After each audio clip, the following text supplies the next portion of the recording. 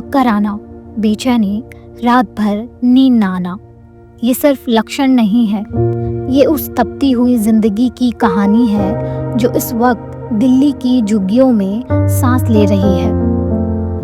जब तापमान 40 degree Celsius के पार पहुंचता है तो शहर के एसी कमरों में गर्मी एक खबर बनती है, लेकिन इन्हीं सड़कों के किनारे बसी झुग्गियों में ये गर्मी एक रोज की जंग बन जाती है। इन तंग गलियों और टीन की छतों के नीचे रह रही गर्भवती महिलाओं के लिए ये गर्मी और भी भारी पड़ रही है।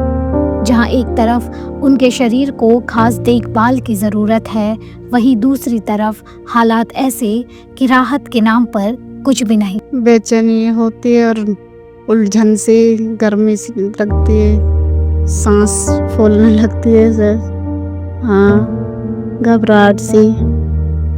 और ये क्या कहते हैं, नींद वगैरह से ठीक सा? नींद तो मैं सोती ही कम हूँ, हाँ। अब जैसे रात में यहाँ कल आए, यहाँ पे काफी बेचैनी सी हो रही थी, गर्मी लग रही थी, घबराहट होती, नींद नहीं आती, रात को उठ उठ के बैठना पड़ता। हाँ, घबराहट होने की वजह से कभी डॉक्टर के पास ऐसा हुआ जाना पड़े? नहीं, डॉक्टर के पास तो नहीं जाती, क्योंकि डॉक्टर के पास जाएंगे वो क्या बोलेंगे, गर्मी में घर चेंज करो, कहीं और अच्छे, गर्मी का मौसम में क्या कर सकते हैं, हवा में बैठो। अब एक कूलर ही है जो है थोड़ा। स्वास्थ्य विशेषज्ञों का कहना है गर्भवती महिलाओं में चक्कर आना, उल्टी होना और बेहोशी जैसे लक्षणों को नज़रअंदाज नहीं करना चाहिए। उन्होंने जलवायु बदलाव के कारण तेज गर्मी के असर से बचाव की भी सलाह दी है। When we see the impact of the heat stress on the pregnancy, so it impacts in two manner. One is the impact on the pregnant woman per se, and then impact on the which is the fetal, which is inside the pregnant woman. So it has a dual impact. So first, higher heat exposure, or what we call as a heat stress or extreme heat, that can impact in the form of dehydration, dizziness, vomiting. The general health symptoms can there. If there is a severe impact, it can lead to the heat stroke also. Second, in the pregnancy, when the heat stress exposure is higher, particularly in the second trimester, so it might impact the congenital formation of the newborn, and that might lead to the congenital malformation. स्वास्थ्य विशेषज्ञ ये भी कहते हैं कि सिर्फ इलाज ही नहीं बल्कि जागरूकता भी उतनी ही जरूरी है, खास तौर पर गर्भवती महिलाओं और विवाह योग्य युवतियों के बीच, ताकि वे समझ सकें कि बढ़ती गर्मी उनके शरीर और गर्भ अवस्था पर क्या असर डाल सकती है और समय रहते छोटे छोटे कदम उठाकर खुद को सुरक्षित रख सके। उन्होंने कम लागत वाली उपायों का भी जिक्र किया, जैसे छत पर ठंडक रखना, कार्यस्थलों पर छाया का इंतजाम, जिससे तापमान कम किया जा सके। So there is need to generate a good awareness about it, and health seeking. Health seeking is important. Most of the time, such population ignores, health seeking by taking this as a normal course.